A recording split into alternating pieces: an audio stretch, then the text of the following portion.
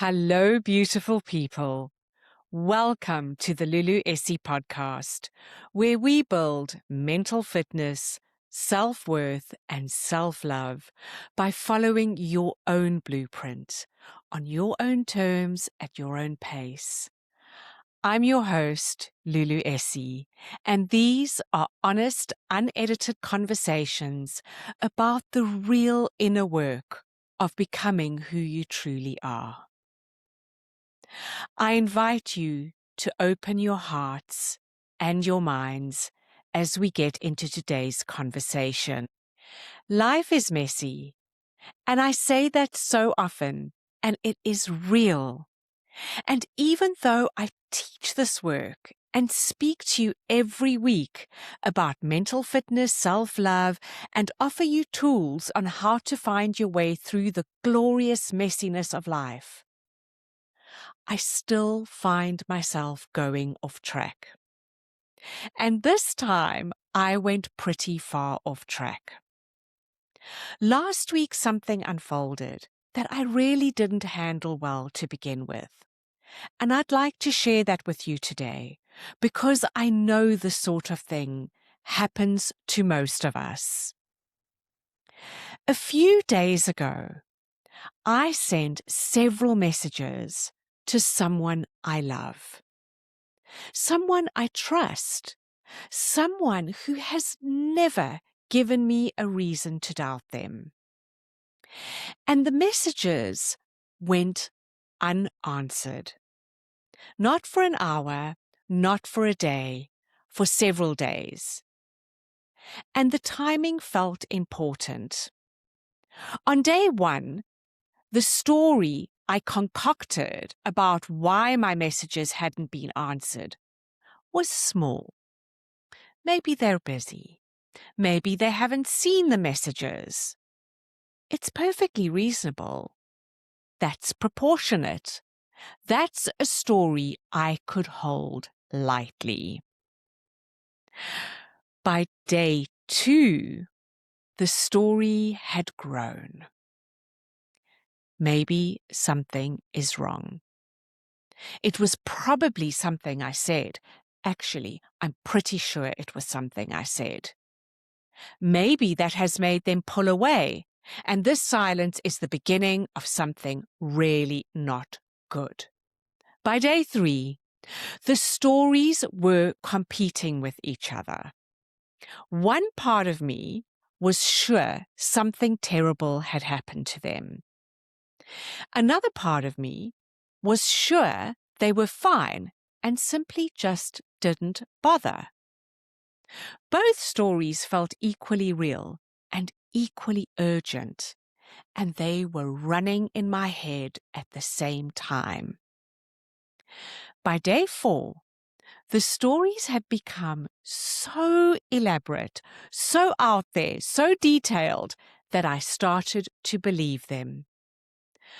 I was convinced, and I was catastrophizing like an Oscar-winning pro. I had no facts, and still my mind created facts, stories, so convincing they no longer felt like stories. They actually felt like facts. I was being coerced by my own imagination and my own elaborate stories. And I didn't even realize it was happening. I tried calling. No answer. And it just amplified the spiral I was in. And then, this morning, in the middle of that spiral, something struck me. A quiet, powerful remembering. A tool I learned from the work of Dr. Susan David. And I've given you this tool before. It's called Facts versus Feelings. The practice is really simple. When you're in a moment of emotional overwhelm, simply separate the facts from the feelings or the stories. I was standing in my apartment with my heart racing, and I just drew 2 columns in my mind. On one side, I had the facts, and on the other side, the feelings. And here's what I found. The facts column had one entry. One. I sent several messages. They have not been read. That is all I actually know. Well, the feelings column, I couldn't even finish it. The list was so long. They don't care about me. Something terrible has happened. I must have done something terribly wrong. They're avoiding me. This friendship is over. They're in danger. Maybe they've had an accident. I'm being rejected. I'm not important enough to respond to. Story after story after story, each one more and more elaborate, and each one more and more convincing. And not a single one of them was a fact. They were all feelings, pretending to be facts, and I had been living inside them for days, as though they were real. And when I saw that, when I realized what was going on, something immediately shifted in my body. I felt a release in my chest. My breathing slowed. The anxiety didn't disappear. I want to be clear about that. But it loosened its grip, because what I had done in that moment was come back to what was actually true, rather than what my mind had built up and passed off as the truth. And I'd like to sit here with you in that place for a moment, because I think this is one of the most important things we can talk about when it comes to relationships and when it comes to our own inner world. We collect tools, we learn frameworks, we listen to podcasts, we read books, we do the courses and the workshops.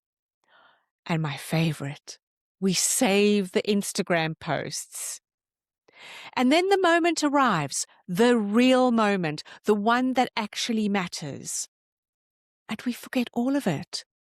The pull of the story, the pull of our patterns feel so strong that we just follow that pull. Our tools are sitting right there, and we can't reach them because our spiral is louder.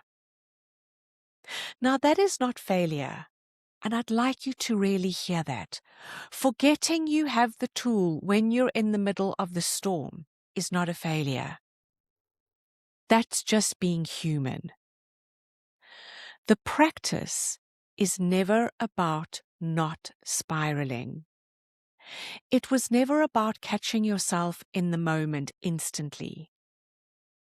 The practice is about the time between the spiral starting and the time when you remember that you have something to reach for. You have a tool available. And what I can tell you from my own experience, from years of doing this work, is that the distance, the time between those two gets shorter. Not every time, but over time. And that right there is what makes a meaningful difference. A few years ago, I might have lived inside those stories for weeks. I probably would have acted on them. I might have sent a message that I would have regretted. I might have convinced myself that the relationship was over and started grieving something that was never actually lost. This week, the distance was days, and I wish it had been shorter, but it wasn't. And the work isn't about wishing it were shorter.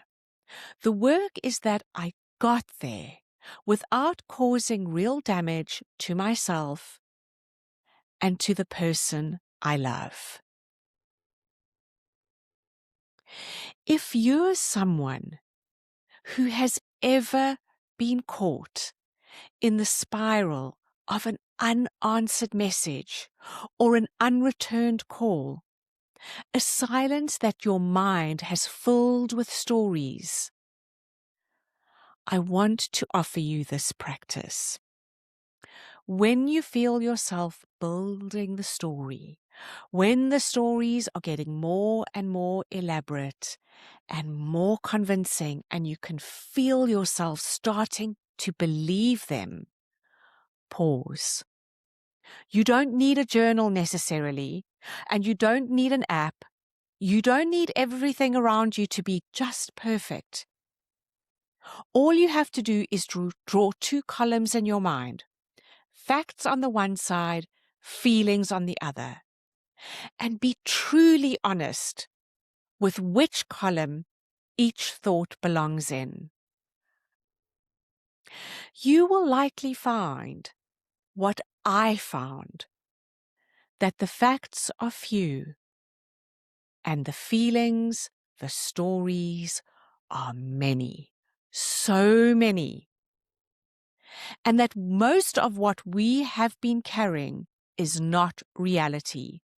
It's a story we've told ourselves about reality, a story our minds built to fill the silence because silence is uncomfortable, and our brains would rather have a painful answer than no answer at all. The facts won't resolve everything. Things are still where they were for me. But I'm not living inside a story about what's happening anymore. Now I'm standing in what's actually true. And from here, I can breathe. I can choose. From here, I can wait without suffering. From here, I can trust that when the answer comes, I'll deal with it then.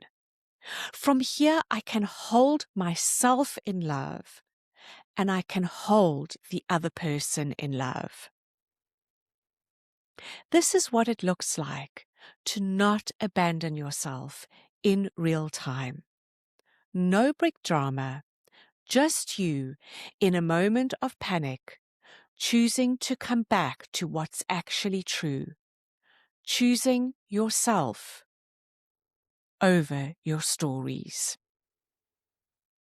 And if you don't catch it on day one, it's okay. Catch it on whatever day. Maybe it's day 6. Catch it whenever you can catch it. Because whenever you get there, you got there. And that is enough.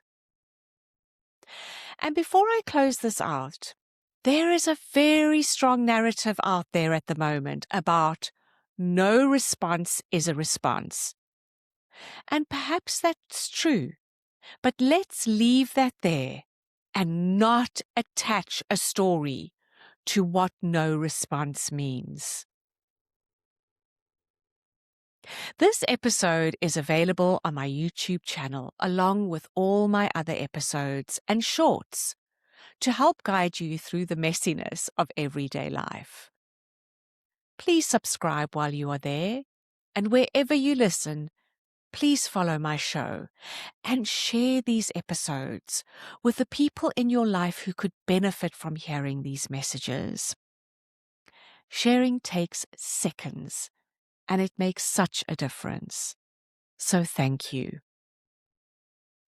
What comes from the heart reaches the heart, and today, with deep respect for every story you've told yourself that felt so real it hurt, this comes straight from my heart to yours. I'll be waiting for you next week.